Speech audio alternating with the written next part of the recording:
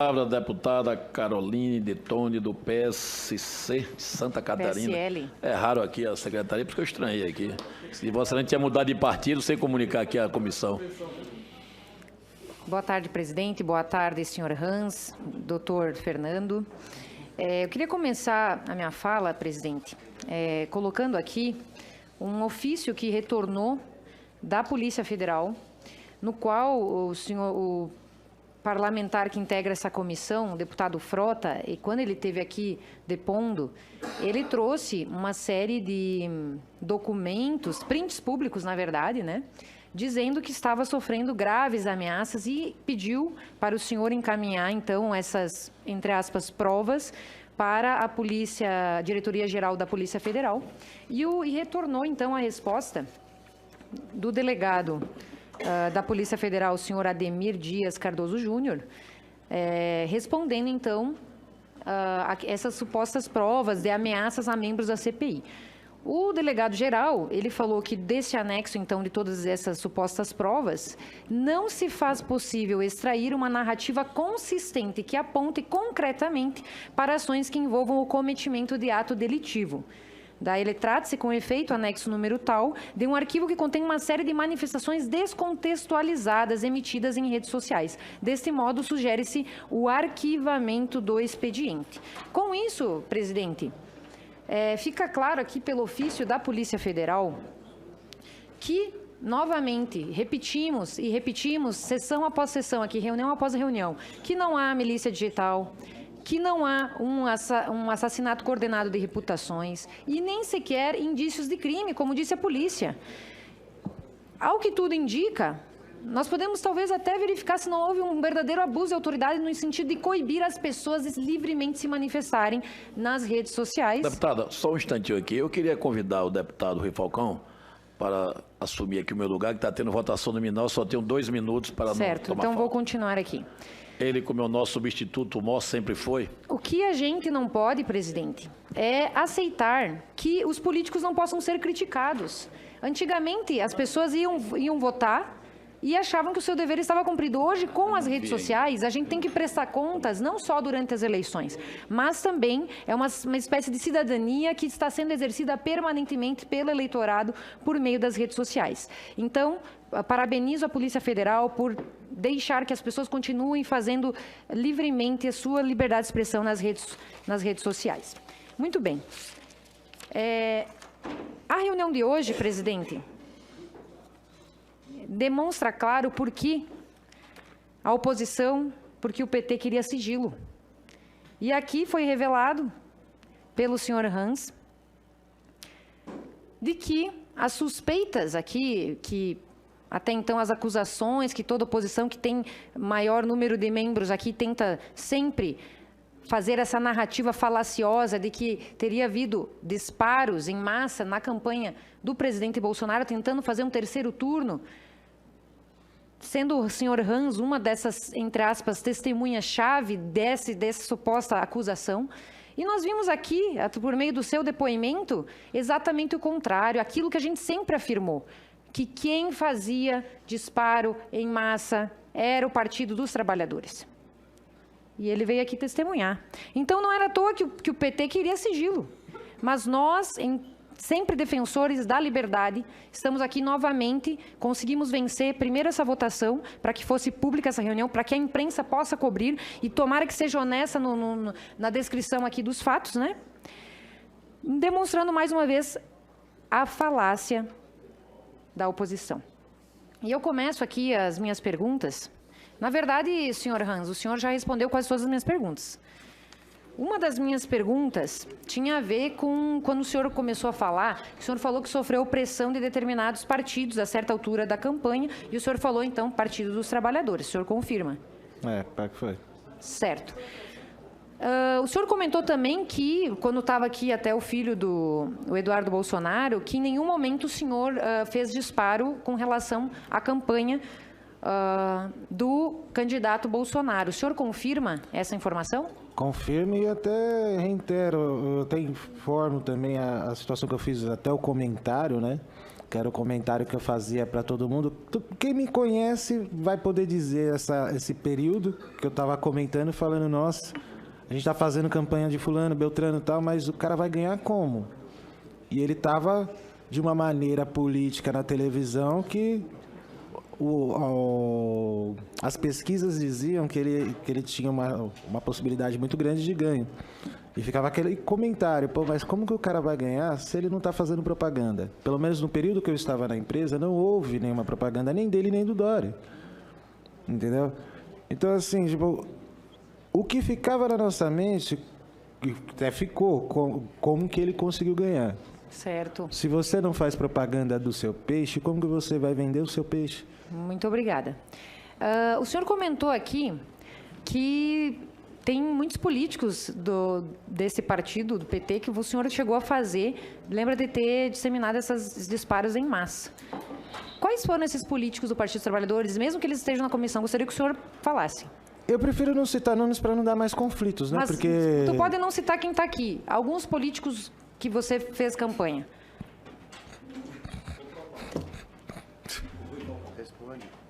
Tá. Rui Falcão, o senhor olhou para ele, mas tirando ele, quais outros políticos do Partido dos Trabalhadores que o senhor lembra? Menina do céu. Era esse moço, tinha... Qual era o nome daquele cara? Tá, vamos continuar. Se o senhor lembrar, depois o senhor fala, porque o tempo está correndo. Eu tenho aqui, senhor Hans, vou continuar. Se o senhor lembrar, o senhor fala novamente. Depois eu te pergunto novamente. Aqui eu tenho uma notícia da Folha de São Paulo, datada de 26 de outubro de 2018, que fala da campanha do Haddad. Aqui fala que pessoas ligadas à campanha petista confirmam que a agência de marketing contratada por eles usou o serviço da Iacons, mas negaram que tenha qualquer lista de contatos que não fosse do próprio PT. O senhor comentou aqui sobre como se dava, o senhor fez até uma aula aqui de como se dava esses disparos. Qual a origem dessa lista que vocês utilizavam para fazer esses disparos? Isso eu não vou saber responder, porque na realidade, assim, tipo, independente das duas funções que eu exerci na empresa, eu não tinha acesso para saber de onde vinha. Então, a situação da caixa de chip, da onde que vinha eu falo mail, mas era um outro nome que era usado lá. Eu não tenho essa informação de quem mandava e como era preparado isso. Tá. Tinha curiosidade, mas não tinha acesso e nem conversação. Então, não sabe nem se era do partido ou se não era do partido.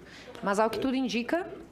Eu não sei te responder como que era elaborado. Sim, é elaborada essa lista. O senhor não tem conhecimento, era só isso que eu precisava saber. Porque como eu apresentei ali, a elaboração disso daí... Já vinha pronto para vocês ou não? É uma elaboração muito grande, porque não envolve só o político, envolve outros setores de informática, de coisa, para chegar naquela situação. Então, tipo, até para o entendimento de quem trabalhava na época, é uma coisa assim que você fica até curioso para saber como que funciona. Tá, o senhor comentou no início que existe uma proximidade entre os donos da empresa e o Partido dos Trabalhadores. Poderia nos falar mais sobre esse relacionamento?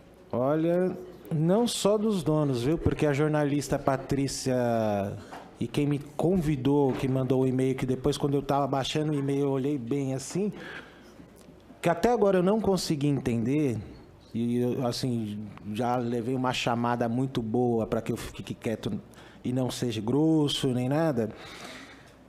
Até agora eu não consegui entender o que o Partido dos Trabalhadores está ganhando em querendo queimar a minha imagem de uma maneira absurda e, ao mesmo tempo, tipo, a jornalista, se você consultar, ela é do PT. Filiada ao PT, ela é simpatizante ao PT, sei lá de que situação ela é junta com o PT. Quem me chamou para vir para cá do próprio PT? Eles só esqueceram de um pequeno detalhe.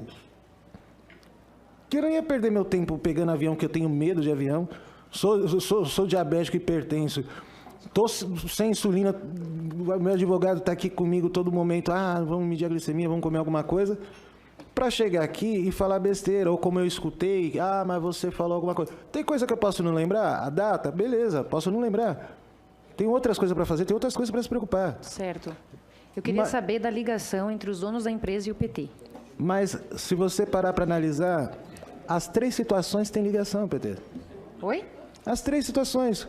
Lindolfo, Flávia e a jornalista. E quem está no meio? O trouxa aqui. Tá.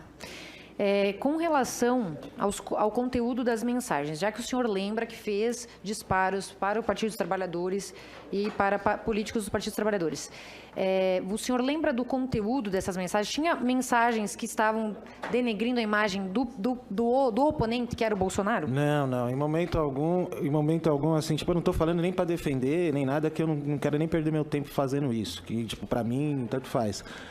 O que acontece é o seguinte, não tinha mensagem denegrindo ninguém. Era propaganda, assim, no meu entendimento, propaganda saudável. Santinho, número, mais nada.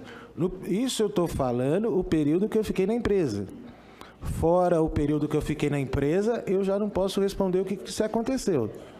O senhor chegou a fazer disparos da campanha do Fernando Haddad? Sim, do Haddad, sim. Do candidato a presidente? Do Haddad, do PT? A campanha do Haddad, que ele estava se elegendo, era o Bolsonaro e o Haddad na época. Isso. Quando eu fiz o comentário de uma maneira lúdica, para que todos entendessem, que o estado de São Paulo, vamos supor que fosse essa mesa, e a outra bancada fosse Rio de Janeiro, a parte do Haddad, você conseguia mandar para todo o território nacional, mas você não podia mandar com aqueles números internacionais. Por quê? Porque era uma campanha de presidente. Então você está mandando para o presidente... eu vou mandar uma campanha para você, que você está na Paraíba, com o número da China, não tinha condições. Sim. Então o pessoal reclamava, vai mandar? Mas você manda com o número nacional. Então, entra naquela parte que eu estava dando um exemplo. Então, era o único que você conseguia atingir todo o território nacional. Ressalve alguns lugares que não atendia. Então, o senhor confirma que fez esses disparos para beneficiar o presidente do PT para todo o território nacional, digamos assim? Sim, sim. E os chips eram adquiridos da forma ilícita, no caso, né? Aí que fica difícil de dizer. A maneira que era adquirida a questão dos chips, eu não vou saber responder. Até como a menina... Mas aqueles indícios lá, né, da data de nascimento, etc, né? Sim, do CPF, isso é fato. Sim. CPF, isso é fato. Agora, do chip, a parte do chip, eu não vou saber responder, porque eu não sei como que chegava, quem comprava, quem trazia, quem comercializava, quem fazia a ponte. Então... Certo. Eu tenho uma outra pergunta aqui. As empresas Iacons, Deep Marketing e Kiplix funcionavam na época das eleições no mesmo endereço e possuíam os mesmos sócios. O candidato Henrique Meirelles, do MDB, contratou a Deep Marketing por 2 milhões e, de acordo com a imprensa, disparou mensagens em massa para 1 milhão de beneficiários do Bolsa Família. O senhor chegou a ter conhecimento disso? Porque eu estou com uma notícia aqui, ó. Desse cara eu lembro sim, menina. Se o senhor puder relatar como é que foi. Desse cara eu lembro, sim. E só ressaltando um detalhe. Essas empresas que você citou, tem empresa que não era no mesmo endereço, viu? Tanto que eu tive uma situação de... Qual das 3 eram no mesmo endereço? Que a Malte Serviços não era no mesmo endereço, não. Não, eu falei Iacons, Kiplix e Deep Marketing. A Iacons eu sabia onde que era que eu trabalhava. As outras eu não sabia o endereço. Aqui eu procurei o endereço por causa de um depósito errado. Não, eu não estou te questionando com relação ao endereço, porque isso aqui está na notícia. Eu só te questionei com relação à campanha do senhor Henrique Meirelles, do MDB, que teria contratado uma dessas empresas para fazer esses disparos. O senhor lembra de ter pego esse trabalho, de ter disparado desse candidato? Vixe, demais. O Henrique Meirelles, esse daí a gente não esquece, né? Esse a gente vai esquecer de que jeito? É como você vai esquecer meu nome? Hans Giver? Não tem como, cara. Esse cara... Porque a campanha dele foi uma campanha que teve momentos que todas as mesas estavam fazendo campanha dele. Se parava de fazer campanha de outras pessoas, de outros produtos, para fazer a campanha do cara. Digamos que ele era um dos clientes mais fortes lá. E tinha coisa de horário, tinha essa coisa de horário, porque assim, dependendo da localidade ou dependendo da situação, até umas 10 horas, até umas 9 horas você manda tal campanha. Passar de tal horário você já não manda mais. Então, tipo, tinha essa situação. Entendeu? Certo. Então... Consta na reportagem da Folha de São Paulo que o senhor pediu para que fosse retirada qualquer colaboração tua com o jornal. Concluindo, deputada. Eu já vou concluir. Não, meu tempo acabou agora, deputada, e a gente foi muito tolerante com a sua colega, que inclusive já tinha encerrado o tempo dela. Então, Não, a mesa, eu acabei de falar com a mesa que meu tempo estava marcado errado. eu já estou não teve terminando. tolerância, Fiquem não. tranquilas que eu já estou encerrando. O senhor comentou aqui sobre a forma como o senhor foi enganado pela jornalista da Folha de São Paulo, que tentou se aproximar com base no livro, tentou fazer amizade com o senhor, etc., para depois, burlando essa confiança, ir lá e te expor e ir a tua vida por conta disso. O senhor já falou aqui as dificuldades que o senhor está enfrentando. O senhor já ajuizou alguma ação com relação a essa jornalista e a Folha de São Paulo? Alguma indenização? É isso que a gente estava discutindo. Estava discutindo porque está saindo uma discussão que tem o direito do jornalista, direito de imprensa, mas no momento da pessoa acabar com a vida da outra parte, tipo, não tem direito de imprensa, né? Entendeu? Então, assim, tipo, tá uma situação que está sendo discutido. Até o que a gente pode fazer, como vai ser dirigida essa situação. Porque quando eu menos espero, eu sou chamado ao Ministério Público. Quando eu menos espero, eu até pensei que era um tipo de gozação, era um assunto sério que eu estou aqui hoje. Eu até eu faltei com respeito com o cara que me mandou o e-mail. Eu falei, você está mandando e-mail para mim do Senado? Né? Tipo, você está brincando, né? Então, tá complicada essa situação. Entendeu? E tem até um detalhe que a gente trouxe também, que é até importante sinalizar a conversa que teve com a Patrícia. Então, assim, sabe aquele velho ditado que você dá corda para depois você puxar a corda e ver a pessoa... Eu ia falar um termo, mas eu vou preferir segurar esse termo, porque eu já estou levando muita comida de rabo aqui. Então, eu não sei se eu posso levantar aqui. Posso levantar? Tem um microfone para mim? Que eu vou explicar aquilo ali.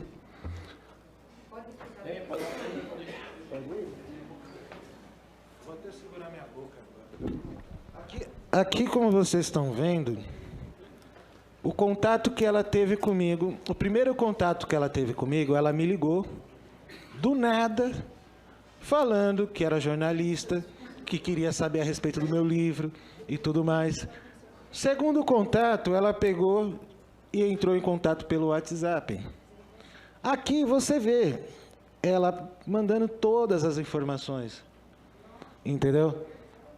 Então, assim, tipo, eu fiquei até meio assim. Eu falei, como que a pessoa entra em contato comigo? A maneira que ela entrou em contato depois que ela me conheceu, deu o livro dela, autografou o livro dela, vendeu o produto, vendeu a imagem. Eu ainda até questionei, indaguei para ela, perguntei, engraçado, você como jornalista, você tem um conteúdo de processos trabalhistas, mas não era um conhecimento como alguma outra pessoa pensa assim, mas ele é um ranço, ou como alguém falou para mim que eu era um negro de favela, que você não tem aquele conhecimento. Mas era uma pessoa, como se eu chegasse no meu advogado agora e falasse, e aí o processo, fala para mim. A maneira que ela falou, ela sabia do que ela estava falando. Eu cheguei até a suspeitar de alguém, ou até o advogado que eu contratei na época para fazer a ação, de ter passado a informação para ela. Porque se você tivesse presente e você visse a maneira que ela falou a respeito, ela dominava mais do que eu o assunto. Entendeu? Fora essa conversa, fora isso daqui, tem um e-mail que ela mandou para mim com o meu processo inteiro. Em momento algum ela falou, eu consegui o seu telefone de contato, foi da seguinte forma.